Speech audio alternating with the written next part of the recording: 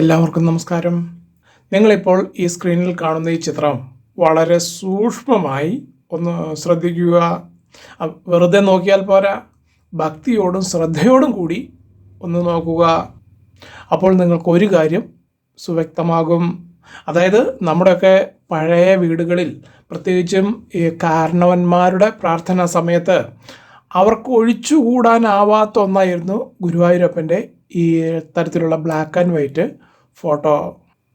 എന്തുകൊണ്ടാണ് ഈ ചിത്രം അവർ ഇപ്പോഴും കാത്തു സൂക്ഷിക്കുന്നതെന്ന് ചോദിച്ചാൽ, ഈ ചിത്രത്തിന് ഇപ്പോഴുള്ള, അതായത് ഇപ്പോൾ വിപണിയിലുള്ള പുതിയ ഫോട്ടോകളേക്കാൾ കൂടുതൽ എന്തോ ഒരു അജ്ഞാത ശക്തി ഈ ചിത്രത്തിൻ്റെ ഉള്ളിലുണ്ട്.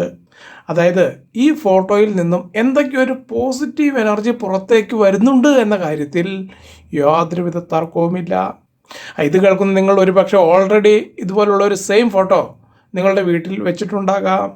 അല്ലെങ്കിൽ ഇതുപോലൊരു ഫോട്ടോ വീട്ടിൽ വയ്ക്കാൻ നിങ്ങൾക്ക് താല്പര്യപ്പെട്ടുകൊണ്ടിരിക്കുന്ന ഒരു വ്യക്തിയായിരിക്കാം നിങ്ങൾ. ഈ പറഞ്ഞ രണ്ട് വിഭാഗത്തിൽ ഏത് വിഭാഗത്തിൽപ്പെട്ട ആളാണ് നിങ്ങളെങ്കിലും ശരി, നിങ്ങൾക്ക് ഈ വീഡിയോ 100% ഉപകാരപ്പെട്ടിരിക്കും.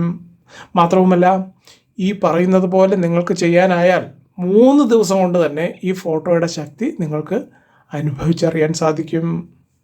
ഇത് നിങ്ങളുടെ വീട്ടിലായിക്കോട്ടെ അല്ലെങ്കിൽ ഓഫീസിലായിക്കോട്ടെ, അതൊരു പ്രശ്നമല്ല.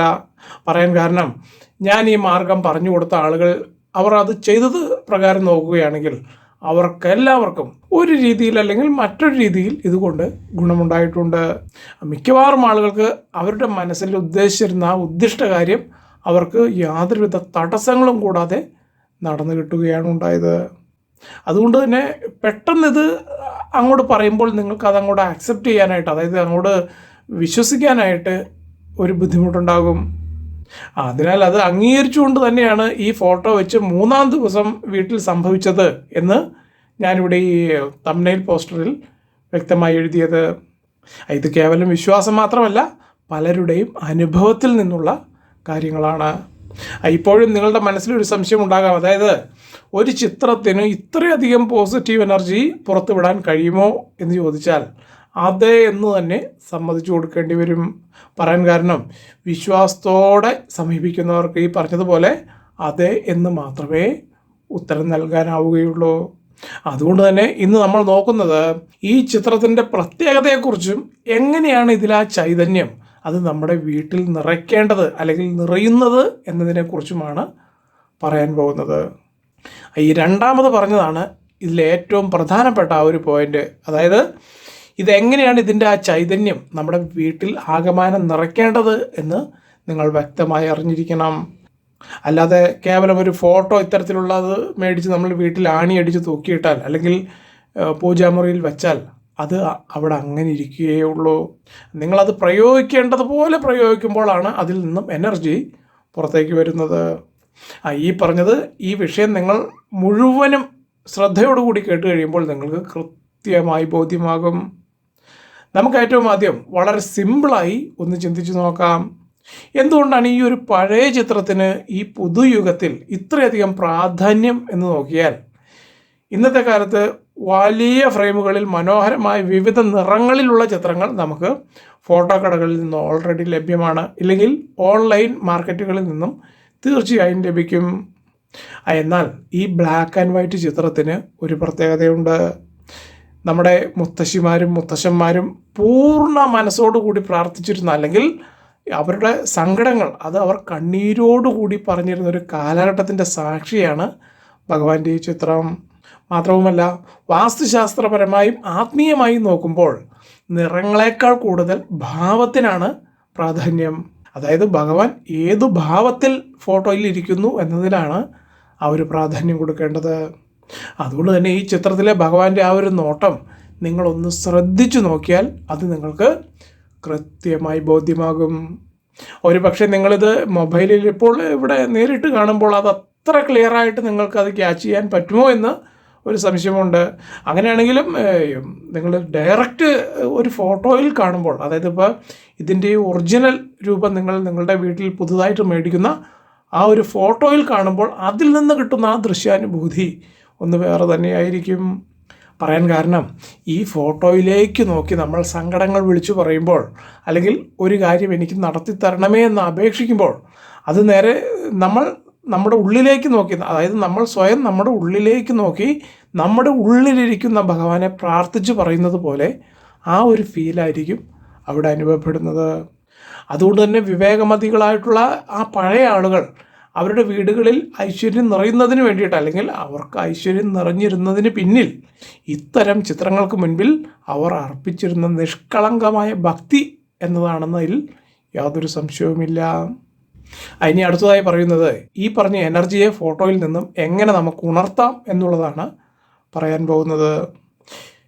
പലരും ചോദിക്കാറുണ്ട്, അതായത് എൻ്റെ വീട്ടിലും ഈ ഫോട്ടോ ഉണ്ടല്ലോ, പക്ഷേ ഈ പറഞ്ഞതുപോലെ മാറ്റങ്ങളൊന്നും കാണുന്നില്ല എന്ന് എന്നോട് ഈ രീതിയിൽ പറയുന്ന ധാരാളം ആളുകളോട് ഞാൻ സംസാരിച്ചിട്ടുമുണ്ട്, അവർ പറയുന്നത് ശ്രവിച്ചിട്ടുമുണ്ട്.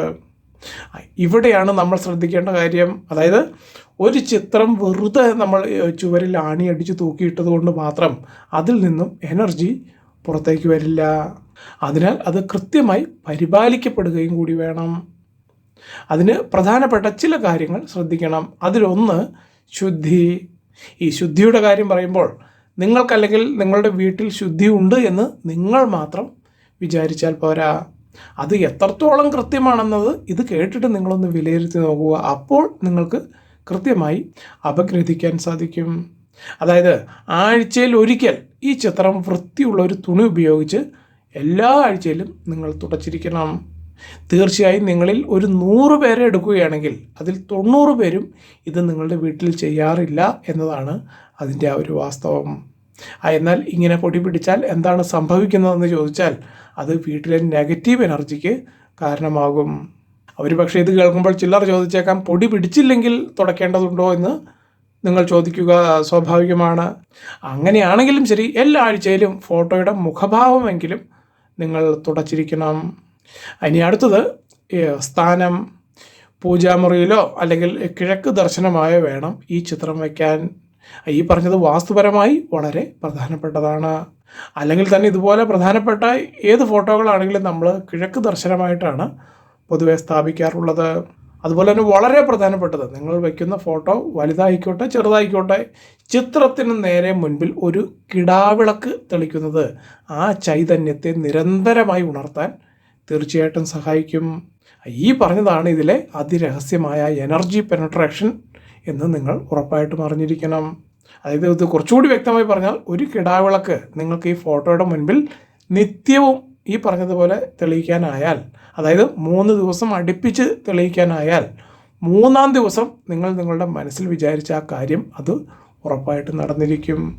ഒരു പ്രത്യേക കാര്യം, ഈ കിടാവിളക്ക് എന്ന് പറയുന്നത് ഒരിക്കലും കിടാത്ത വിളക്കിനെയാണ് നമ്മൾ കിടാവിളക്ക് എന്ന് പറയുന്നത്. അതെന്ന് വെച്ച് കഴിഞ്ഞാൽ ഒരു പ്രാവശ്യം ആ വിളക്ക് കൊളുത്തിയാൽ പിന്നെ ആ വിളക്ക് കിടാനേ പാടില്ല.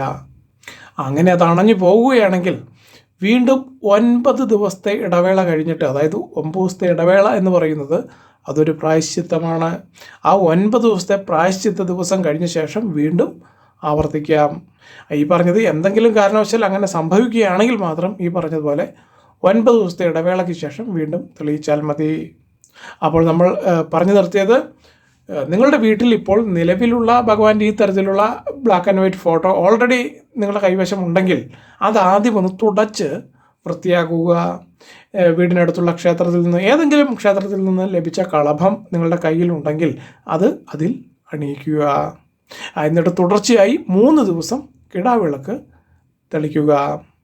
3-ാം ദിവസം തീർച്ചയായും എന്തെങ്കിലും ഒരു വ്യത്യാസം നിങ്ങൾക്ക് ഉണ്ടായിരിക്കും. ഈ പറഞ്ഞതിൽ യാതൊരു തർക്കവുമില്ല. മാത്രവുമല്ല, ഈ 3 ദിവസവും നിങ്ങൾക്ക് നടന്നു കിട്ടേണ്ട ആ ഉദ്ദിഷ്ട കാര്യം അത് നിങ്ങൾ ഉറപ്പായിട്ടും പ്രാർത്ഥിച്ചിരിക്കണം. ഇത് പ്രത്യേകം കൂടെ എടുത്തു പറയേണ്ട കാര്യമില്ല. നിങ്ങൾക്ക് നിങ്ങളുടെ ബുദ്ധിമുട്ടുകൾ നിങ്ങൾ ഈ 3 ദിവസവും പറഞ്ഞിരിക്കണം. കാരണം ആത്മാർത്ഥമായി പ്രാർത്ഥിക്കേണ്ടത് അവരവരുടെ ഉത്തരവാദിത്തമാണ്, അല്ലെങ്കിൽ കടമയാണ്. അതുകൊണ്ട് അത് നിങ്ങൾ കൃത്യമായി ചെയ്തേ പറ്റൂ. അങ്ങനെ നിങ്ങൾ ചെയ്താൽ നിങ്ങളുടെ മനസ്സിലുള്ള ആ ഒരു ബുദ്ധിമുട്ട് അല്ലെങ്കിൽ ആ ഒരു ഉദ്ദിഷ്ട കാര്യം അത് നടന്നു കിട്ടിയിരിക്കും. ഇത് നിങ്ങളൊന്ന് ചെയ്ത് നോക്കിയ ശേഷം വിവരം പറയുക.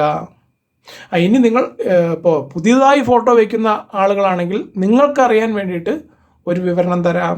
ഇത് നിങ്ങൾ കൃത്യമായി ചെയ്താൽ അവിശ്വസനീയമായിട്ടുള്ള മാറ്റങ്ങൾ ഉറപ്പായിട്ടും വീട്ടിൽ അല്ലെങ്കിൽ ഓഫീസിൽ നടന്നിരിക്കും. ഇതിൻ്റെ ആദ്യപടി നിങ്ങളൊരു പുതിയ ഫോട്ടോ, അതായത് ഇതുപോലെ ലക്ഷണമൊത്തൊരു ഫോട്ടോ ബ്ലാക്ക് ആൻഡ് വൈറ്റ് നിങ്ങൾ ഷോപ്പിൽ നിന്നും മേടിച്ചുകൊണ്ട് വരുന്നു. അതിനുശേഷം 1-ാം ദിവസം വീടും പൂജാമുറിയും അല്ലെങ്കിൽ നിങ്ങൾ ഫോട്ടോ എവിടെയാണോ വയ്ക്കാൻ ഉദ്ദേശിക്കുന്നത് ആ ഒരു ഏരിയയും വൃത്തിയാക്കിയെടുത്തതിന് ശേഷം ഈ ഫോട്ടോയ്ക്ക് മുൻപിൽ ശുദ്ധമായ നെയ്യ് ഒഴിച്ച് ഒരു ദീപം തെളിയിക്കുക. ഇങ്ങനെയാണ് 1-ാം ദിവസം തുടങ്ങേണ്ടത്.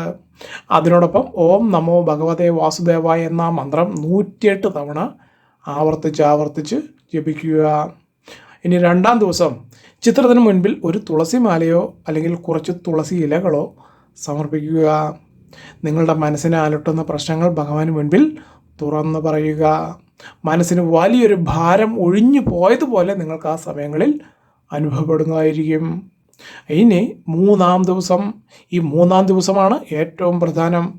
അതുപോലെ അതായത് കഴിഞ്ഞ 2 ദിവസങ്ങളിലെ പോലെ തന്നെ പ്രാർത്ഥനകൾക്ക് ശേഷം അല്പസമയം ഈ ചിത്രത്തിലേക്ക് തന്നെ നോക്കി ധ്യാനിക്കുക.